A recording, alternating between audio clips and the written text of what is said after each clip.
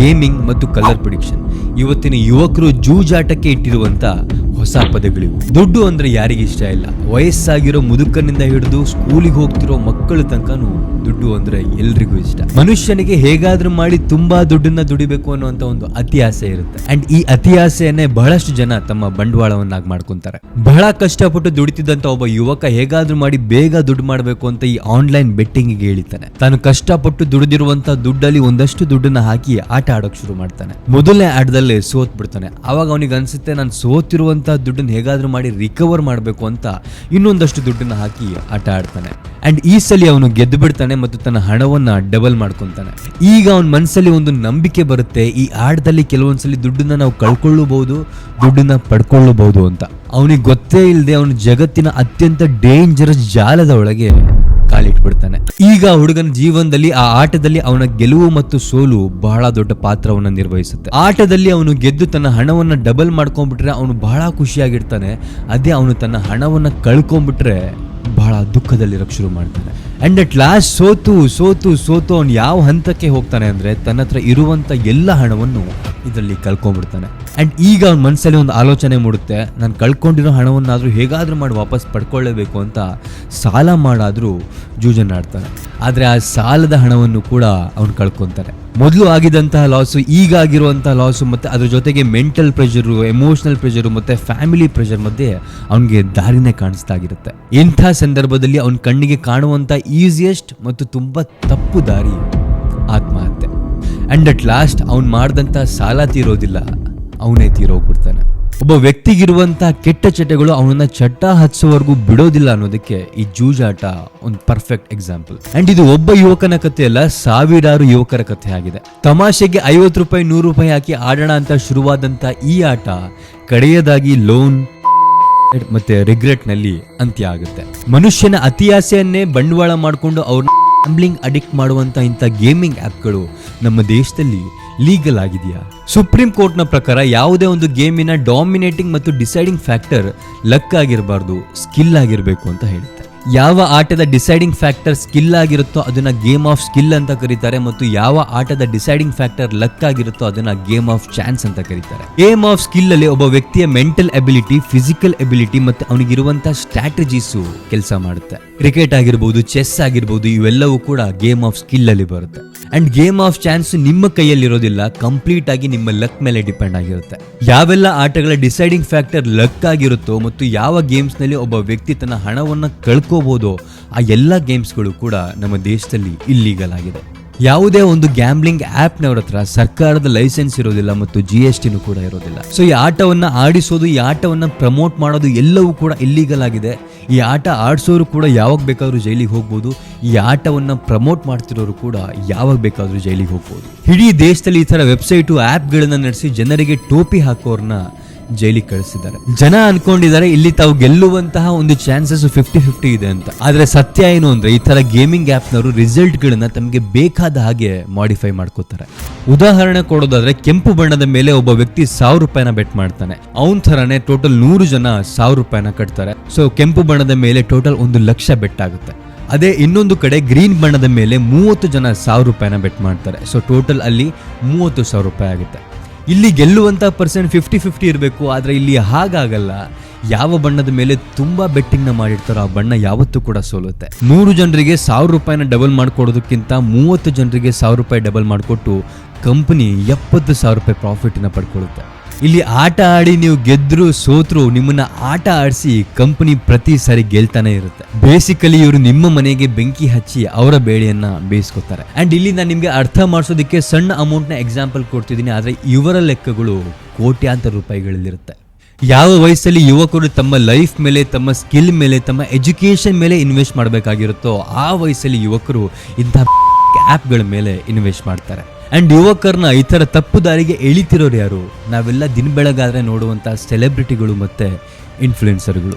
And ಈ ತರ ಇನ್ಫ್ಲುಯೆನ್ಸರ್ಗಳು social ಮೀಡಿಯಾದಲ್ಲಿ ತಮ್ಮ ಫೇಕ್ ಲೈಫ್ ಸ್ಟೈಲನ್ನ ತೋರಿಸಿ, ತಮ್ಮ ಫೇಕ್ ದುಡ್ಡನ್ನ ತೋರಿಸಿ, ಶೋಕಿಯನ್ನ ಮಾಡಿ ಯುವಕರ ಮುಂದೆ ಹೇಳ್ತಾರೆ, ನಾನು 1 ರೂಪಾಯಿನ ಹಾಕಿ 1 ಲಕ್ಷ ಗೆದ್ದೆ, ನೀವು ಕೂಡ ನಂತರನೇ ಗೆಲ್ಲಿ ಅಂತ. ನೀವು ಕೂಡ ಜೂಜಾಡಿ ನಂತರ ದೊಡ್ಡ ಕಾರ್ನ ತಗೊಳ್ಳಿ, ನಂತರ ದೊಡ್ಡ ಲೈಫ್ ಸ್ಟೈಲ್ನ ಲೀಡ್ ಮಾಡಿ ಅಂತ ಯುವಕರನ್ನ ಮಿಸ್ಲೀಡ್ ಮಾಡ್ತಾರೆ.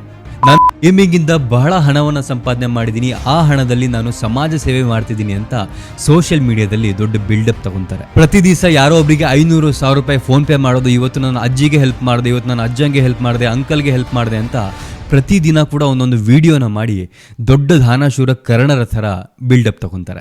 ಅಂಡ್ ನಿಜ ಹೇಳಬೇಕು ಅಂದ್ರೆ ಈ ಥರ ಇನ್ಫ್ಲೂಯೆನ್ಸರ್ಗಳು ಸಾವಿರಾರು ಮನೆಗಳ ದೀಪವನ್ನು ಆರಿಸಿ ದುಡ್ಡು ಮಾಡಿಕೊಂಡು ಯಾರಿಗೋ ಹೆಲ್ಪ್ ಮಾಡಿದೆ ಅಂತ ಸಿಂಪತಿ ತಗೊಂತಾರೆ. ಇವರು ಮಾಡಿ ತಮ್ಮ ಹಣವನ್ನ ಡಬಲ್ ಮಾಡ್ಕೊಂಡ್ವಿ ಅಂತ ನಿಮ್ಮ ಮುಂದೆ ನಾಟಕ ಆಡ್ತಾರೆ. 50,000ನ 1 ಲಕ್ಷ ಮಾಡ್ಕೊಂಡ್ವಿ ಅಂತಾರೆ, 1 ಲಕ್ಷವನ್ನ 2 ಲಕ್ಷ ಮಾಡ್ಕೊಂಡ್ವಿ ಅಂತಾರೆ, 5 ಲಕ್ಷವನ್ನ 10 ಲಕ್ಷ ಮಾಡ್ಕೊಂಡ್ವಿ ಅಂತ ಹೇಳ್ತಾರೆ. ಅಂಡ್ ನಿಜ ಹೇಳಬೇಕು ಅಂದ್ರೆ ಇದ್ರ ಹಿಂದೆ ಬಹಳ ದೊಡ್ಡ ಸ್ಕ್ಯಾಮ್ ಇರುತ್ತೆ. ಈ ಇನ್ಫ್ಲೂಯೆನ್ಸರ್ಗಳಿಗೆ ಅಥವಾ ಏಜೆಂಟ್ಸ್ಗಳಿಗೆ ಕಂಪನಿ ಕಡೆಯಿಂದ ಒಂದು ಡೆಮೋ ಅಕೌಂಟ್ ಅನ್ನ ಕೊಡ್ತಾರೆ. ಅಂಡ್ ಈ ಅಕೌಂಟ್ ಅಲ್ಲಿ ಯಾವುದೇ ರೀತಿ ರಿಯಲ್ ದುಡ್ಡಿನ ಇನ್ವಾಲ್ವ್ಮೆಂಟ್ ಇರೋದಿಲ್ಲ. ಈ ಅಕೌಂಟ್ ಅಲ್ಲಿ ಅವ್ರು ಏನ್ ಪ್ರಿಡಿಕ್ಟ್ ಮಾಡಿದ್ರು ಕೂಡ ಅವ್ರ ಹಣ ಡಬಲ್ ಆಗೋ ಹಾಗೆ ಮಾಡಿರ್ತಾರೆ. ಸೊ ಎಲ್ಲಾ ಇನ್ಫ್ಲೂಯೆನ್ಸರ್ಗಳು ಈ ತರ ಡೆಮೋ ಅಕೌಂಟ್ ನ ಮೂಲಕ ಆಟ ಆಡಿ ನನ್ನ ಹಣವನ್ನ ಡಬಲ್ ಮಾಡ್ಕೊಂಡೆ ಅಂತ ನಿಮ್ಮ ನಂಬಿಕೆಯನ್ನ ಗಳಿಸ್ಕೊಂತಾರೆ. ನಿಮ್ಮ ನಂಬಿಕೆಯನ್ನ ಗಳಿಸ್ಕೊಂಡಂತ ಇವರೆಲ್ಲರೂ ಕೂಡ ಹೇಳೋದು ಒಂದೇ, ನನ್ನ ಬಯೋದಲ್ಲಿ ಒಂದು ರೆಫರಲ್ ಲಿಂಕ್ ಇದೆ, ಅದ್ರ ಮೂಲಕ ಲಾಗಿನ್ ಆಗಿ ಆಡಿ ಅಂತ. ಇವರ ರೆಫರಲ್ ಲಿಂಕ್ ನ ಮೂಲಕ ನೀವು ಸೈನ್ ಇನ್ ಆದ್ರೆ ಅದಕ್ಕೂ ಕೂಡ ಇವರಿಗೆ ಕಮಿಷನ್ ಸಿಗುತ್ತೆ. ಸೈನ್ ಇನ್ ಆದ್ಮೇಲೆ ನೀವು ಮಾಡುವಂತ ಪ್ರತಿಯೊಂದು ಪೇಮೆಂಟ್ ನಲ್ಲೂ ಕೂಡ ಇವರಿಗೆ ಕಮಿಷನ್ ಸಿಗ್ತಾ ಹೋಗುತ್ತೆ. ನೀವು ಈ ವೆಬ್ಸೈಟ್ ನ ವ್ಯಾಲೆಟ್ಗೆ 300 ರೂಪಾಯಿ ಹಾಕಿದ್ರೆ ಇವರಿಗೆ 40 ರೂಪಾಯಿ ಕಮಿಷನ್ ಸಿಗುತ್ತೆ. ನೀವು 1000 ರೂಪಾಯಿ ಡೆಪಾಸಿಟ್ ಮಾಡಿದ್ರೆ ಇವರಿಗೆ 150 ರೂಪಾಯಿ ಕಮಿಷನ್ ಸಿಗುತ್ತೆ. ನೀವು 10,000 ಡೆಪಾಸಿಟ್ ಮಾಡಿದ್ರೆ ಇವರಿಗೆ 1000 ರೂಪಾಯಿ ಕಮಿಷನ್ ಸಿಗುತ್ತೆ. ನೀವು 50,000 ಡೆಪಾಸಿಟ್ ಮಾಡಿದ್ರೆ ಇವರಿಗೆ 10,000 ಕಮಿಷನ್ ಸಿಗುತ್ತೆ. ಬೇಸಿಕಲಿ ನೀವು ಆಟ ಆಡಿದ್ರು ಆಡದೇ ಇದ್ರು, ನೀವು ಗೆದ್ರು ಸೋತ್ರು, ಈ ಇನ್ಫ್ಲೂಯೆನ್ಸರ್ಗಳಿಗೆ ಕಮಿಷನ್ ಸಿಗ್ತಾನೆ ಇರುತ್ತೆ. ಅಂಡ್ ಈ ತರ ಬೆಟ್ಟಿಂಗ್ ಆ್ಯಪ್ಗಳನ್ನ, ಗೇಮಿಂಗ್ ಆ್ಯಪ್ಗಳನ್ನ ಪ್ರಮೋಟ್ ಮಾಡುವಂಥ ಇನ್ಫ್ಲೂಯೆನ್ಸರ್ಗಳು ಸೋಷಿಯಲ್ ಮೀಡಿಯಾದಲ್ಲಿ ಬಹಳ ದೊಡ್ಡ ದಾನ ಶೂರ ಕರ್ಣರ ಥರ ಯಾಕೆ ಬಿಲ್ಡಪ್ ತಗೊತಿದ್ದಾರೆ ಅಂತ ನಿಮಗೆ ಇವಾಗ ಅರ್ಥ ಆಗ್ತಿರ್ಬೋದು. ಇಂಥ ಇನ್ಫ್ಲೂಯೆನ್ಸರ್ಗಳು ಸೋಷಿಯಲ್ ಐಕಾನ್ ಆಗಿಬಿಡ್ತಾರೆ. ಯಾವುದೋ ಒಂದು ರಿಯಾಲಿಟಿ ಶೋನೋ ಪೋಸ್ಟ್ಗೂ ಹೋಗಿ ಎಲ್ಲರಿಗೂ ಕೂಡ ದೇವರಾಗ್ಬಿಡ್ತಾರೆ. ಆದರೆ ನಿಜ ಹೇಳಬೇಕು ಅಂದರೆ ಸಾವಿರಾರು ಮನೆಯ ದೀಪವನ್ನು ಆರಿಸಿ ಇವರು ತಮ್ಮ ಬೇಳೆಯನ್ನು ಬೇಯಿಸ್ಕೊಂತಾರೆ. ಅಂಡ್ ಬಹಳಷ್ಟು ಜನ ಜೂಜುನಾಡಿ ಹಣವನ್ನು ಕಳ್ಕೊಂಡ್ಮೇಲೆ ಮತ್ತೆ ಆಡೋ ಹಾಗೆ ಮಾಡೋದು ಇದೇ ಇನ್ಫ್ಲೂಯೆನ್ಸರ್ಗಳು. ಇವರು ಸೋಷಿಯಲ್ ಮೀಡಿಯಾಗಳಲ್ಲಿ ಬಂದು ಹೇಳ್ತಾರೆ, ನನ್ನ ಪ್ರಿಡಿಕ್ಷನ್ ಯಾವತ್ತೂ ಕೂಡ ಸರಿಯಾಗಿರುತ್ತೆ, ಸೊ ನೀವು ಒಂದು ಸಲ ಬಿಡಬೇಡಿ, ನನ್ನ ಪ್ರಿಡಿಕ್ಷನ್ ಮಾಡಿ ಅಂತ. ನಿಜ ಹೇಳಬೇಕು ಅಂದರೆ ಇವರು ಯಾವುದೇ ಥರ ಗೇಮ್ ಆಡೋದಿಲ್ಲ, ಜೂಜನ್ನು ಕೂಡ ಆಡೋದಿಲ್ಲ, ನಿಮ್ಮನ್ನ ಜೂಜು ಆಡೋವಾಗ ಮಾಡಿ ತಾವು ದುಡ್ಡು ಮಾಡ್ಕೊತಾರೆ. ಅಂಡ್ ದುರಂತ ಏನು ಅಂದರೆ ಇವರ ರೆಫರಲ್ ಲಿಂಕ್ನ ಮೂಲಕ ಸೈನ್ ಇನ್ ಆದರೆ ಅಲ್ಲಿ ಯಾವುದೇ ರೀತಿಯ ಡಾಕ್ಯುಮೆಂಟ್ಗಳನ್ನು ಕೇಳೋದಿಲ್ಲ. ಅಂಡ್ ಇದರ ಮೂಲಕ ಸಣ್ಣ ಮಕ್ಕಳು ಕೂಡ ಶಿಕಾರಿಗಳಾಗ್ತಿದ್ದಾರೆ. ಅಂಡ್ ನೀವು ಇವರ ವ್ಯಾಲೆಟ್ಗೆ ಹಣವನ್ನು ಟ್ರಾನ್ಸ್ಫರ್ ಮಾಡುವಾಗ ಡೈರೆಕ್ಟ್ ಆಗಿ ಇವರು ತಮ್ಮ ಅಕೌಂಟ್ಗೆ ಹಣವನ್ನು ಟ್ರಾನ್ಸ್ಫರ್ ಮಾಡಿಸ್ಕೊಳ್ಳೋದಿಲ್ಲ, ಬದಲಾಗಿ ಥರ್ಡ್ ಪಾರ್ಟಿ ಅಕೌಂಟ್ಗಳಿಗೆ ಟ್ರಾನ್ಸ್ಫರ್ ಮಾಡಿಸ್ಕೊತಾರೆ. ಅಂಡ್ ಈ ಥರ್ಡ್ ಪಾರ್ಟಿ ಅಕೌಂಟ್ ಯಾರ ಹೆಸರಲ್ಲಿ ಇದೆಯೋ ಅವರಿಗೆ ತಮ್ಮ ಹೆಸರಲ್ಲಿ ಅಕೌಂಟ್ ಇದೆ, ತಮ್ಮ ಹೆಸರಲ್ಲಿ ಒಂದು ಕಂಪನಿ ಇದೆ ಅಂತ ಗೊತ್ತೇ ಇರೋದಿಲ್ಲ. ಅದು ಒಬ್ಬ ವ್ಯಾಪಾರಿ ಆಗಿರ್ಬೋದು, ತರಕಾರಿ ಮಾರೋನ್ ಆಗಿರ್ಬೋದು, ಹಾಲ್ ಮಾರೋನ್ ಆಗಿರ್ಬೋದು, ಯಾರಾದ್ರೂ ಆಗಿರ್ಬೋದು. ಅಂಡ್ ಇದೇ ಸೇಮ್ ಎಕ್ಸಾಂಪಲ್ ನೀವು ಸ್ಕ್ಯಾಮ್ 1992 ಅಲ್ಲೂ ಕೂಡ ನೋಡಬಹುದು. ಸ್ಟಾಕ್ ಮಾರ್ಕೆಟ್ ನ ಮ್ಯಾನಿಪುಲೇಟ್ ಮಾಡೋದಕ್ಕೋಸ್ಕರ ಒಂದು ಸ್ಕ್ರಾಪ್ ಕಂಪನಿ ತೆಗಿತಾರೆ. ಅಂಡ್ ಆ ಕಂಪನಿ ಯಾರ ಹೆಸರಲ್ಲಿ ಇರುತ್ತೋ ಅವರಿಗೆ ತಮ್ಮ ಹೆಸರಲ್ಲಿ ಒಂದು ಕಂಪನಿ ಇದೆ ಅನ್ನೋದೇ ಗೊತ್ತಿರೋದಿಲ್ಲ. ಅಂಡ್ ಸರ್ಕಾರ ಇತ್ತೀಚೆಗೆ ಗ್ಯಾಂಬ್ಲಿಂಗ್ ನ ಮೂಲಕ ಹಣ ಟ್ರಾನ್ಸ್ಫರ್ ಆಗುವಂತ ಎಲ್ಲಾ ಅಕೌಂಟ್ಗಳನ್ನು ಫ್ರೀಸ್ ಮಾಡ್ತಿದೆ. ಅದಕ್ಕೆ ಇವರು ತಮ್ಮ ಅಕೌಂಟ್ಗಳನ್ನ ಥರ್ಡ್ ಕ್ಲಾಸ್ ಬ್ಯಾಂಕ್ಗಳಲ್ಲಿ ಓಪನ್ ಮಾಡ್ತಾರೆ. ಇವರ ಅಕೌಂಟ್ಗೆ ಹಣ ಬಂದ ಕೂಡಲೇ ಅದನ್ನ ವಿಡ್ರಾ ಮಾಡ್ಕೊಂಡ್ಬಿಡ್ತಾರೆ. And most of the time ಇವರು ತಮ್ಮ ಟ್ರಾನ್ಸಾಕ್ಷನ್ USDT ಮೂಲಕ ನಡೆಸ್ತಾರೆ. ಲಾಕ್ ಚೈನ್ ಟೆಕ್ನಾಲಜಿ ಇರೋದ್ರಿಂದ ಸರ್ಕಾರಗಳು ಇದನ್ನ ಟ್ರ್ಯಾಕ್ ಮಾಡೋದಕ್ಕಾಗೋದಿಲ್ಲ. ಅಂಡ್ ಹೀಗೆ ಇವರು ಸರ್ಕಾರಕ್ಕೂ ಕೂಡ ಟೋಪಿ ಹಾಕಿ, ನಿಮ್ಗೂ ಕೂಡ ಟೋಪಿ ಹಾಕಿ ತಮ್ಮ ಬೆಳೆಯನ್ನ ಬೇಯಿಸ್ಕೋತಾರೆ. ಮಹಾಭಾರತದ ಕಾಲದಿಂದನೂ ಜೂಜಾಡಿರೋರು ಯಾವತ್ತೂ ಕೂಡ ನೆಮ್ಮದಿಯಾಗಿಲ್ಲ. ಮತ್ತು ಜೂಜಾಡಿ ಸಂಪಾದನೆ ಮಾಡಿರುವಂತಹ ಹಣ ಒಂದಲ್ಲ ಒಂದ್ ದಿವಸ ಹಾಸ್ಪಿಟಲ್ಗೋ, ಪೊಲೀಸರಿಗೋ, ಲಾಯರ್ಗೋ ಅಥವಾ ಯಾವುದೋ ರಾಜಕಾರಣಿಗೋ ಹೋಗುತ್ತೆ. ಜೂಜಾಡಿ ಸಂಪಾದನೆ ಮಾಡಿರುವಂತಹ ಹಣದಿಂದ ಇಲ್ಲಿವರೆಗೂ ಒಂದೇ ಒಂದು ಮನೆ ಕೂಡ ಉದ್ಧಾರ ಆಗಿಲ್ಲ. ಆಡಿ ಆಗಿರ್ಬೋದು ಅಥವಾ ಗ್ಯಾಮ್ಲಿಂಗ್ನ ಆರ್ಸಿ ಆಗಿರ್ಬೋದು, ಸಾವಿರಾರು ಮನೆಗಳ ದೀಪವನ್ನು ಆರಿಸಿ ಸಂಪಾದನೆ ಮಾಡಿರುವಂತಹ ಹಣದಿಂದ ಯಾವ ಮನೆ ಕೂಡ ಇಲ್ಲಿವರೆಗೂ ಉದ್ಧಾರ ಆಗಿಲ್ಲ. ಅಂಡ್ ಇಂಥವರಿಗೆ ನಿಮ್ಮ ಅತಿ ಆಸೆನೇ ಒಂದು ಬಂಡವಾಳ ಆಗಿರುತ್ತೆ. ಅಂಡ್ ಇವತ್ತಿನ ಕಾಲದಲ್ಲಿ ಬಹಳಷ್ಟು ಜನ ಯುವಕರು ತಮ್ಮ ಒಂದು ಲೈಫನ್ನ ಇಂಥ ಆ್ಯಪ್ಗಳ ಮೂಲಕ ಹಾಳು ಮಾಡ್ಕೊಂತಿದ್ದಾರೆ. ಇಂಥ ಅಪ್ಲಿಕೇಶನ್ಗಳಿಂದ, ಇಂಥ ವೆಬ್ಸೈಟ್ಗಳಿಂದ ಮತ್ತು ಇದನ್ನ ಪ್ರಮೋಟ್ ಮಾಡುವಂತ ಇನ್ಫ್ಲೂಯೆನ್ಸರ್ಗಳಿಂದ ಆದಷ್ಟು ದೂರ ಇರಿ. ಅಂಡ್ ಈ ವಿಡಿಯೋ ನಿಮಗೆ ಇಷ್ಟ ಆಗಿದ್ರೆ ದಯವಿಟ್ಟು ಇದನ್ನ ಆದಷ್ಟು ಶೇರ್ ಮಾಡಿ. ಫ್ರೆಂಡ್ಸ್ ಆಗಿರ್ಬೋದು, ಫ್ಯಾಮಿಲಿ ಆಗಿರ್ಬೋದು, ರಿಲೇಟಿವ್ಸ್ ಆಗಿರ್ಬೋದು, ಇನ್ಸ್ಟಾಗ್ರಾಮ್ ಸ್ಟೋರೀಸ್ ಅಲ್ಲಿ ಆಗಿರ್ಬೋದು, ವಾಟ್ಸ್ಆಪ್ ಸ್ಟೇಟಸ್ ಅಲ್ಲಿ ಆಗಿರ್ಬೋದು, ಆದಷ್ಟು ಎಲ್ಲ ಕಡೆ ಶೇರ್ ಮಾಡಿ. ಪ್ರತಿಯೊಬ್ಬರಿಗೂ ಕೂಡ ಈ ವಿಡಿಯೋನ ತಲುಪೋ ಹಾಗೆ ಮಾಡಿ. ಮತ್ತು ಇಲ್ಲಿಂದ ಹೋಗುವಾಗ ದಯವಿಟ್ಟು ನಮ್ಮ ಚಾನಲ್ಗೆ ಸಬ್ಸ್ಕ್ರೈಬ್ ಆಗಿ ಮತ್ತು ಸಪೋರ್ಟ್ ಮಾಡಿ.